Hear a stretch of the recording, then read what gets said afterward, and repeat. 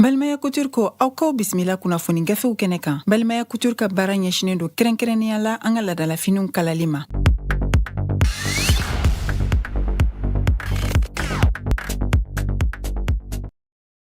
Joliba Jabara ni filɛbaw an ka foli ani tɔninu an b'o ta ka di aw bɛɛ lajɛlen ma limana jɛrɛjɛkulu cɛ ni muso minnu bɛ ka radio Joliba fana lamɛn nin wagati na an b'aw fɔ dantɛ foli min na an minnu bɛ k'an filɛ an ka bɔlɔlɔw sanfɛla la limanaw ka yira k'a fɔ a ka kunnafoni gafew lakali waati sera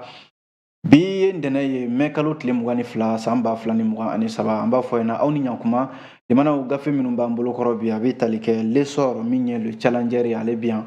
Nouvelle Horizon bi yan les échos welewele bi yan fo ka taa se le soir de Bamako ma an bɛna lajɛ k'an da don ni kunnafoni sɛbɛn ninnu kɔnɔ kuma la ka se ka faamuya sɔrɔ jamana kunnafoni taabolo la cogo min na o kuma an b'a fɔ ɲɛna aw bɛɛ lajɛlen ma aw danse Joliba TV News ani radio Joliba ale sanfɛla la limanaw fasidi sɛbɛn min n'an kama ko l'essor an bɛ lakalili daminɛ ni ale ye l'essor kumana a y'a yira k'a fɔ ko min ye Mali finitigiw ye ayiwa k'u ye wulikajɔba kɛ ayiwa waati laban in yɛrɛ la k'a daminɛ min ye avril kalo tɛmɛnen o tile 8 ka n'a bila mai kalo tile 20 san 2023 min y'an ka finitigiw ka ɲɛmaya so ye n'o ye état major général des armées ale ka bataki dɔ kɔnɔna la a y'a yira k'a fɔ ko finitigiw ye wulikajɔ min kɛ nin wagati in kɔnɔna la ayiwa k'a kɛra sababu ye ka min ye bamanci n'o ye kojugukɛlaw ye o maa 100 ni maa 60 ka olu bɔnɛ u nin na o la sa min ye forces armées maliennes ni fama a yirala k'a fɔ kɛlɛcɛ minnu fana bɛ yen n'olu bɛ nin walejugu ninnu na maa 32 ɲɔgɔnna tɛgɛ kɛra olu fana na an'u ka bololafɛnw u ka tiɲɛnikɛminɛnw ayiwa tɛgɛ kɛra olu bɛɛ lajɛlen la i n'a fɔ état major général des armées ale bɛ k'a ɲɛfɔ cogo min na l'essor ka kunnafoni la min ye finitigiw ka ɲɛmayaso ye a ye nin kunnafoni in bɔ ka bin dɔgɔkun laban yɛrɛ la a yirala k'a fɔ min ye Mali finitigiw ye u ka wulikajɔ bonyana kosɛbɛ nin waati laban ninnu na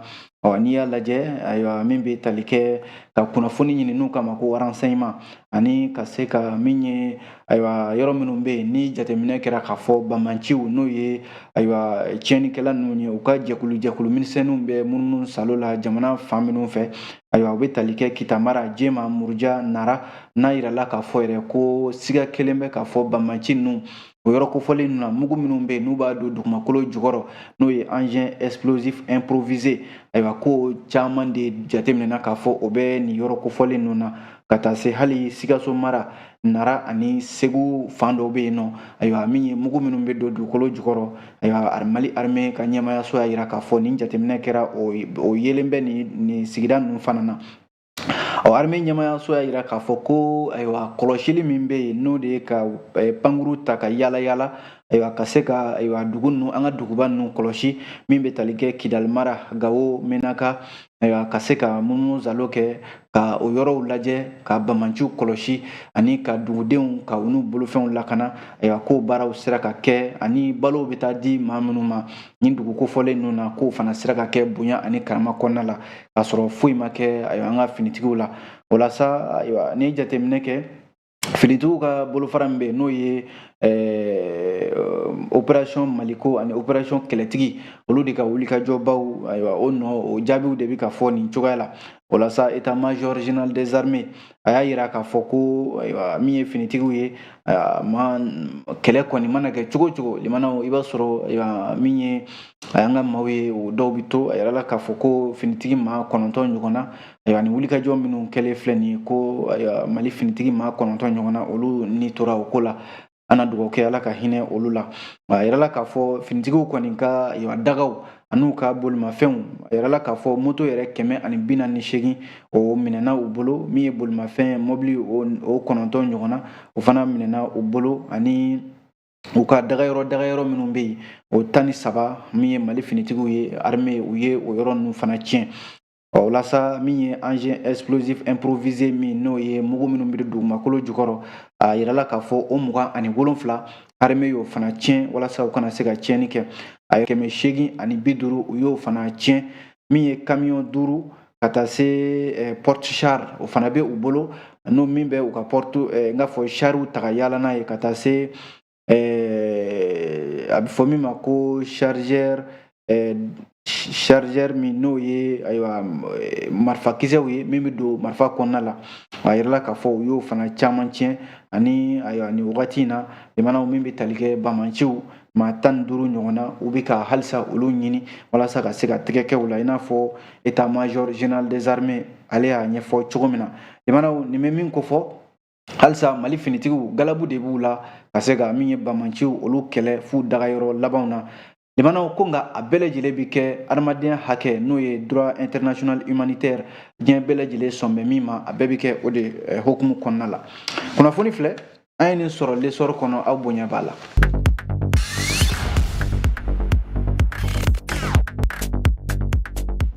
n'an bɔra lesɔr kɔnɔ fasiridi sɛbɛn bɛ yen n'an kama ko le challenger a y'a yira k'a fɔ ko min ye Sheikh Bugadiri Traoré ale ye CAIR o ɲɛmaa de ye CAIR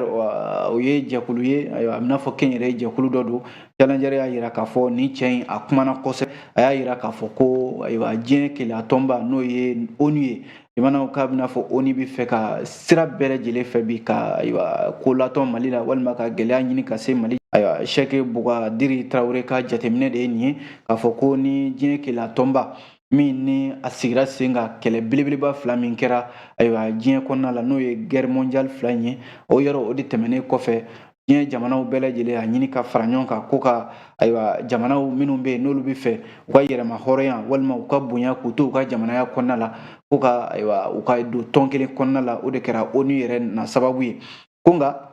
a ye mɛn bi k'a fɔ o ta kɛn bɛ ayiwa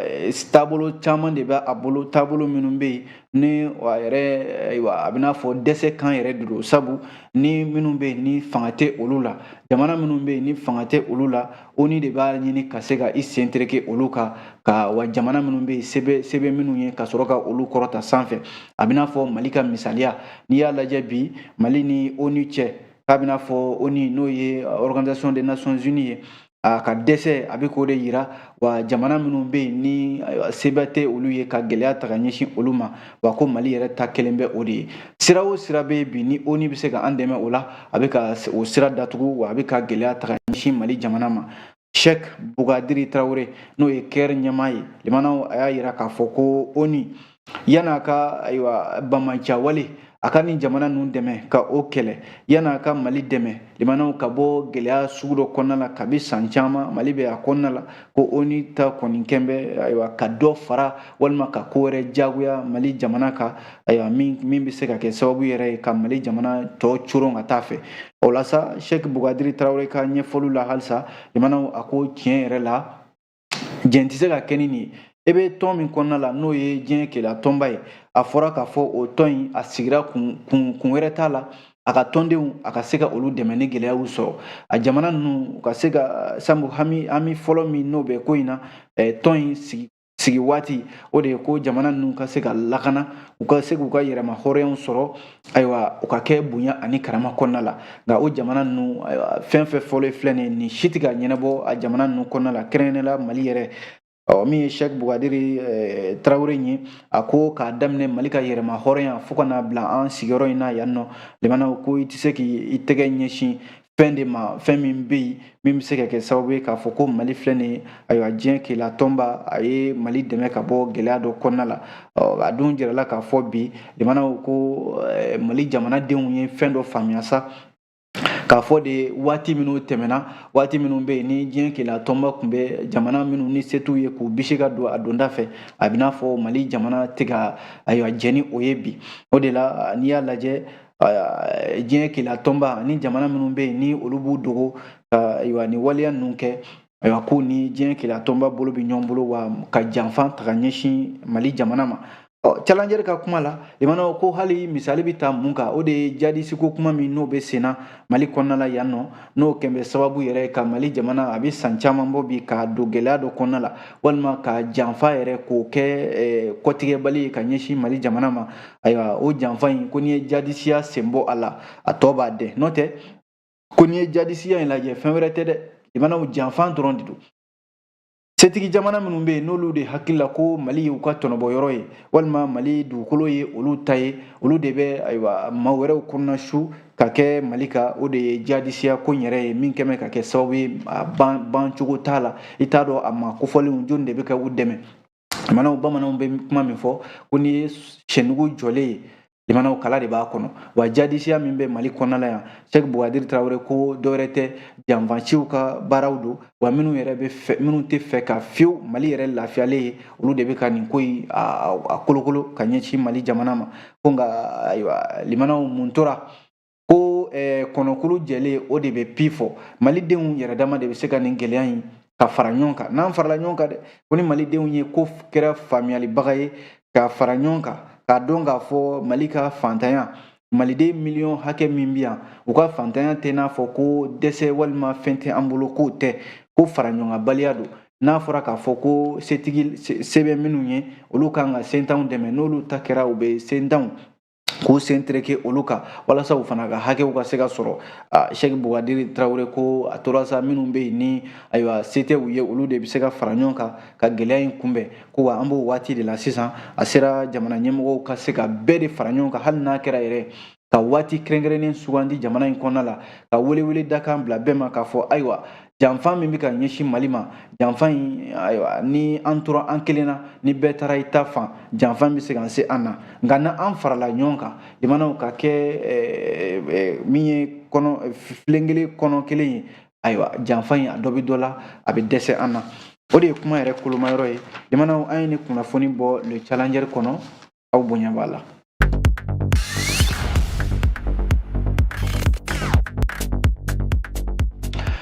N'an ye challenger bila limanaw fasiridi sɛbɛn min bɛ yen n'an k'a ma ko Nouvelle Horizon ale y'a jira k'a fɔ ko ayiwa nin wagati in na ko Cherif Ousmane Madani Haidara ni o ye alisilamɛw ka tɔnba o ɲɛmaaba Haut Conseil Islamique o de ko don o ɲɛmaaba limanaw ko jɛkulu dɔ wulilen bɛ bi ko a ka walan sɛmɛ ni o ye Association pour le soutien à la vérité ASV k'u ko ko Cherif Ousmane Madani Haidara ko a na kɛ ayiwa gɛlɛya min bɛ diinɛ n'o ye silamɛya diinɛ ye ko gɛlɛya dɔw y'a sɔrɔ bi k'o ma kɛ maa si tilela ni Cherif Ousmane Madani Haidara tɛ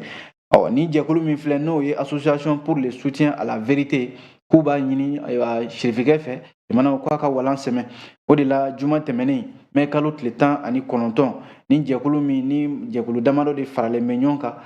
k'u ye lɛtiri sɛbɛn ka taa a di Haut Conseil Islamique ka taa bila yen nɔ ko lɛtiri in kɔnɔna la laɲini kelen min b'a kɔnɔ o de ye ko Cherif Ousmane Madani Haidara k'a ka walan sɛmɛ jɛkulu in ka kuma kɛra mun ye kokura ko bi na alisilamɛya ɲɛda ko a bɛna fɔ a dangari kɛra la Mali kɔnɔna la yan nɔ Association pour le soutien à la vérité k'olu tɛ dɔwɛrɛ ɲini bilen Cherif Ousmane Madani Haidara ko a ka walan sɛmɛ sabu ko silamɛya ma deli ka nin ɲɔgɔnna ayiwa gɛlɛya sɔrɔ silamɛya ma deli ka nin ɲɔgɔnna maloya sɔrɔ ko silamɛya ma deli ka nin ɲɔgɔnna ayiwa ko sɔrɔ ka ɲɛsin a ma ko kabi Haut Conseil Islamique sigira walasa association min filɛ n'o ye ASV ye u ko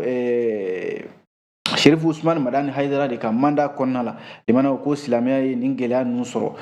ko n'i y'a lajɛ ko Cherif Ousmane Madani Haidara yɛrɛ ko a n'a ka somɔgɔw ayiwa k'olu ko u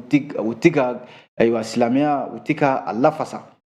wa ko n'i y'a lajɛ ale de ye Haut Conseil Islamique ɲɛma sabanan yɛrɛ ye min ye Cɔrnɔ ala ka hinɛ Cɔrnɔ Hadi Cam o kɔfɛ ani Imam Mahmud Diko olu tɛmɛnen kɔfɛ Cherif Ousmane Madani Haidara ale de kɛra Haut Conseil Islamique ɲɛma sabanan ye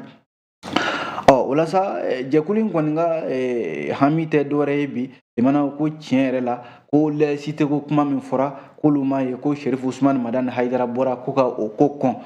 ko n'i y'a lajɛ ayiwa ko gɛlɛya fɛn fɛn bɛ bi min ye silamɛya sɔrɔ ayiwa tɔgɔcɛn min taara ka ɲɛsin silamɛya ma bi ko a bɛɛ lajɛlen kɛra ayiwa Cherif Ousmane Madani Haidara de ka waati la olu kɔni bɛ min ɲini sa wa u b'a ɲini Haut Conseil Islamique maa minnu bɛ yen n'olu bɛ a bureau kɔnɔna la k'u ka far'u kan k'u k'a fɔ Cherif Ousmane Madani Haidara ye ko a ka walan sɛmɛ limanaw nka Cherifikɛ ka jaabi kɛra mun ye a ko ale dun tɛna walan sɛmɛ dɛ a tɛna walan sɛmɛ cɛ si ye k'a fɔ ko ni ninnu ka kuma min fɔlen filɛ nin ye k'o bɛna bali a ka baara la wa Cherifikɛ k'o ta ale bari a ka baara la baara min n'o kalifalen b'a la n'o de ye Haut Conseil islamique ka baaraw ye ka ɲɛsin alisilamɛya diinɛ ma Cherif Ousmane Madani Haidara ko fiɲɛ tɛna o bali ayiwa foyi tɛna o bali jɛkulu in fana tɛna olu ka kuma tɛna fɔ ko Cherif Ousmane Madani Haidara ko a bɛ walan sɛmɛ a yɛrɛ ka jaabi de kɛra nin ye limanaw ni kunnafoni an ye nin bɔ Nouvelle Horizon de kɔnɔ ale Nouvelle Horizon kelen ka kuma la limanaw a jiralen bɛ k'a fɔ ko min ye référendum min ni o kuma bɛ sen na sisan jamana sariya sunba ale yɛlɛmani ko kuma de don yɔrɔ jɛkulu dɔ bɛ yen n'u k'a ma ko appel du 20 février 2023 ale ye kunnafonidilaw wele dɔgɔkun laban yɛrɛ la ko olu kɔni ɲɛ bɛ sariya sɔsɔ de la sisan min bɛ ka lawaleya Mali kɔnɔna la yan appel du 20 février a ɲɛmɔgɔya bɛ ayiwa magistrat in de bolo n'o ye Cheikh Mohamed Cherif Kone ye ayiwa u ye kunnafonidilaw wele ka ɲɛfɔli kɛ k'u fɛla di u y'a yira k'a fɔ ko kuma fɔlen bɛ ko a jiralen bɛ k'a fɔ assise nationale ko de y'a ɲini ko jamana sariya sunba ko maaw de y'a ɲini o kɔnɔna la k'a ka falen Cheikh Mohamed Cherif Kone ko ale m'a ye assise nationale kɔnɔna la ko maa y'a ɲini ko ka jamana sariya sunba yɛlɛma ko min bɛ tali kɛ ko wa ko maa si m'a ɲini jamanakuntigi fɛ min bɛ fanga la bi ko a ka jamana sariya sunba ko ka a bolo don a la ko ka a yɛlɛma n'i ye jateminɛ kɛ appel du 20 février yɔrɔ olu kɔni bilama jamana sariya sunba yɛlɛmani ko baara fɛn fɛn bɛ yen olu kɔni fɛla tɛ u ka fɔ la nin kɔni ye ko dɔ de jagoyatɔ ye Mali kan appel du 20 février 2023 pour sauver le Mali u y'a yira k'a fɔ ko transition min filɛ nin ye a ko transition in kɔni bɛ jagoyala ko de la ka i bolo don jamana sariya sunba la ko ka a yɛlɛma k'olu kɔni m'a ye assise kɔnɔna la k'a fɔ ko a ɲɛfɔra de ko ka jamana sariya sunba in ko ka falen don a la ko fɛn fɛn fɔra a kɔnɔna la o de ye k'a fɔ ka sariya sunba min b'a bolo n'o ye constitution 1992 ye ayiwa fɛn minnu bɛ a jɛ n'an yɛrɛ b'a dɔn k'a fɔ o ye gɛlɛyaw ye an ka jamana kɔnɔ ko ka olu falen walima ka ba don olu la o de ɲinina assise kɔnɔna la ko n'o tɛ ko a ma ɲini ayiwa jamanakuntigi fɛ a ka jamana sariya sunba falen ko wa ko de bɛ sen na sisan wa ko kɔni ye fɛn de ye min bɛ ka jagoya jamanadenw kan wa olu tɛna don a da fɛ k'u na wele bila jamanaden bɛɛ lajɛlen ma u k'a fɔ ko ayi k'u tɛ sɔn limanaw Cherif Kone bɛ nin fɔ waati min na o fana y'a sɔrɔ ɲɔrɔn Cherifikɛ ani jɛkulu caman olu ko k'olu fɛla ye jamana in sariya sunba ye Nouvelle Horizon kelen ka kuma la ɲɔrɔn Cherifikɛ Cherif Buye Haidara ayiwa ko ale kɔni bɔra k'a ka kuma laban yɛrɛ fɔ maaw ye a ka tɔndenw a ko ale n'a ka tɔndenw minnu bɛ ayiwa Cheikh Cherif Buye Haidara ale kɔ k'u n'a fɔ k'u sɔnna ayiwa référendum n'o ye sariya sunba kura in k'u na bɔ ka kala ta k'a fɔ ko k'u sɔnna limanaw nin b'a yira k'a fɔ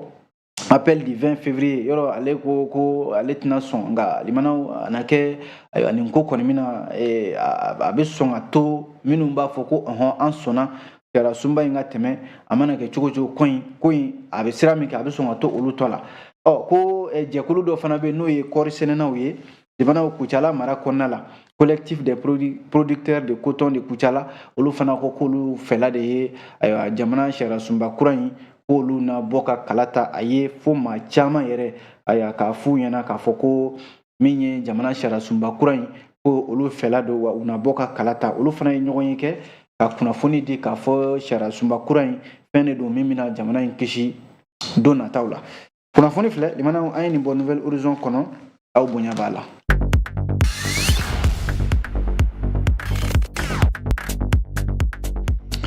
fasiridi sɛbɛn bɛ yen n'an k'a ma ko les échos ale kumana limanaw a y'a yira k'a fɔ ko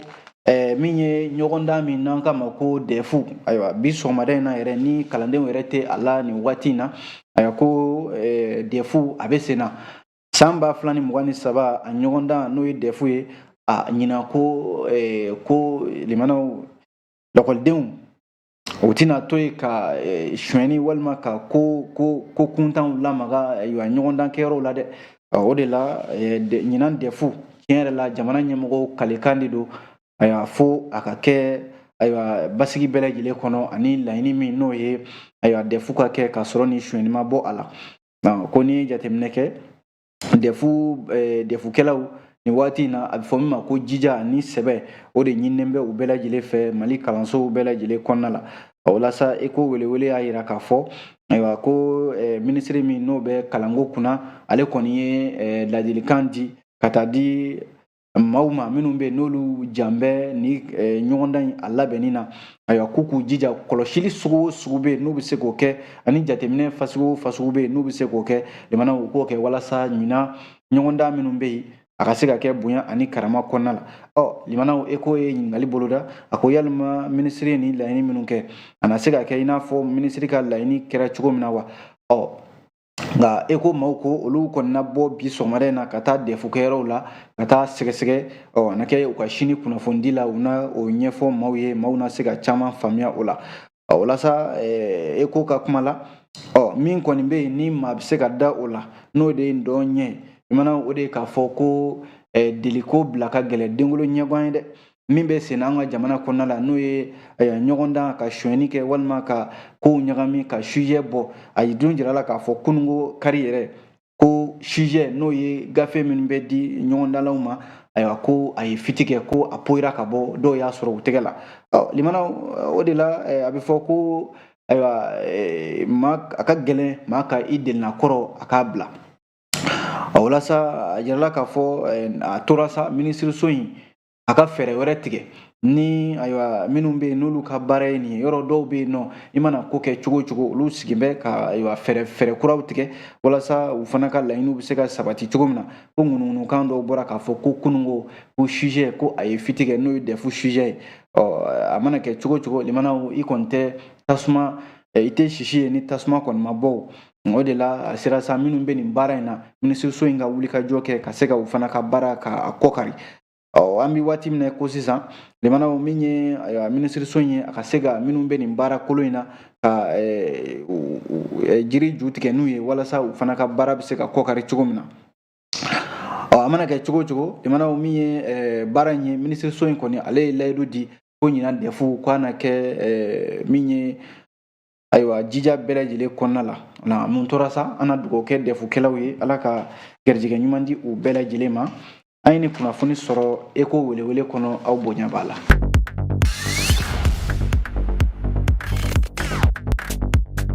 fanaw an bɛ fasiri lakalili kuncɛ ni min ye o ye soir de bamako ye a y'a yira k'a fɔ ko ɲininkali de don ko yalima premier ministre min n'o ye docteur Choguel Kokala Mayiga ko yalima a ka waati de jatelen bɛ ayiwa primature la wa ka sababu kɛ mun ye jamanaw ŋunuŋunukanw de bɛ sen na Choguel Kokala Mayiga ko a na taa wa a tɛna taa wa kɔni ye ɲininkali nka min kuma minnu bɛ yen n'olu bɛ sen na sisan Mali kɔnɔna la o de ye k'a fɔ ko docteur Choguel Kokala Mayiga n'o ye furanjɛla fanga premier ministre ye ko a ka waati primature la a bɛn'a fɔ o jatelen bɛ dɛ ka sababu kɛ mun ye ayiwa ko min ye docteur Choguel Kokala Mayiga a bɛn'a fɔ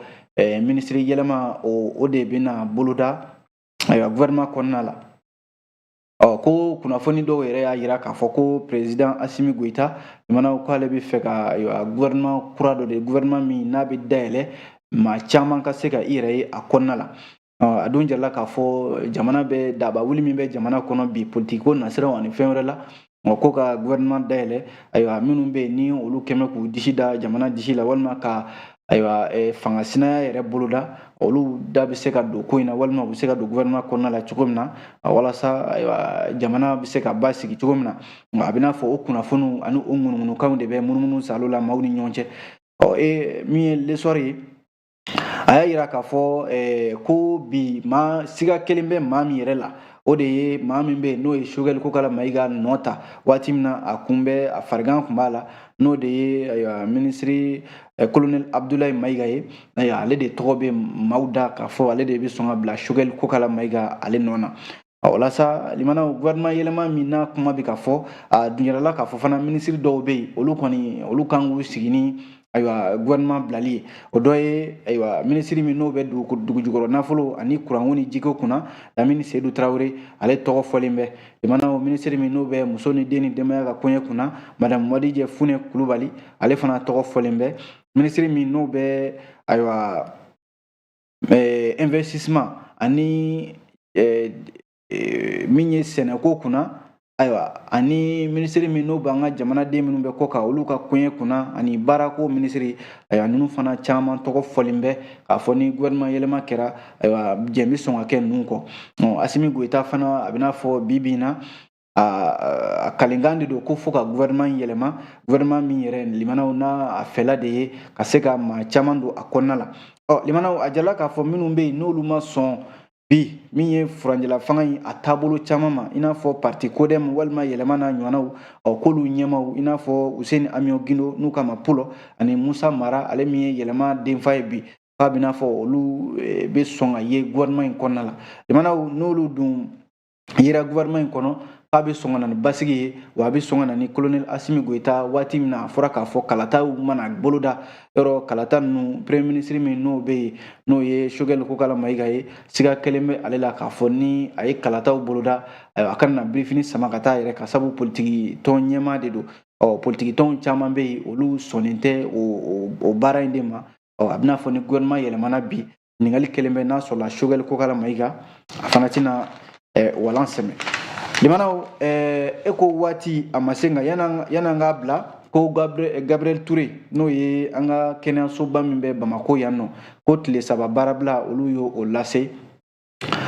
min ye CHU Ponge CHU Gabriel Touré a yirala k'a fɔ ko yɔrɔ kɔsa in na baarabila dɔ kun kɛra nka o baarabila in a bɛna fɔ o tɛmɛnen kɔfɛ dɔwɛrɛ filɛ nin ye ka i kunbɔ ko baarakɛla dɔw bɛ yen minnu bɛ Gabriel Touré kɔnɔna la olu ye a lase k'a fɔ ko u bɛ fɛ ka tile 3 baarabila kɛ min kan ka daminɛ mai kalo in yɛrɛ tile 31 natɔ in ka sababu kɛ mun ye ko u ka hakɛw limanaw ani dɔgɔtɔrɔso in yɛrɛ kɔnɔna baarakɛ cogoya banabaatɔw ka hakɛw o n'a a ɲɔgɔnna caman waati kama limanaw an tɛna sama a kunnafoni nɔfɛ an na a bila yan nɔ ni Ala sɔnna sini tafe kuraw mana bɔ k'o lakale o ma an sera ka min lakale aw ye o de ye nin an b'aw fo dantɛ foli min na an b'a fɔ a k'an bɛn diɲɛ waati wɛrɛ ni kun y'aw ka kunnafoni gafew kɛnɛ ye ni Balimaya Couture ka dɛmɛ ye Balimaya Couture ka baara ɲɛsinen don kɛrɛnkɛrɛnnenya la an ka ladalafiniw kalali ma Mamadu Traoré fɛ yen ni bɛɛ ko Maduba nɛgɛjuru sira 76 11 63 88 66 66 51 37 97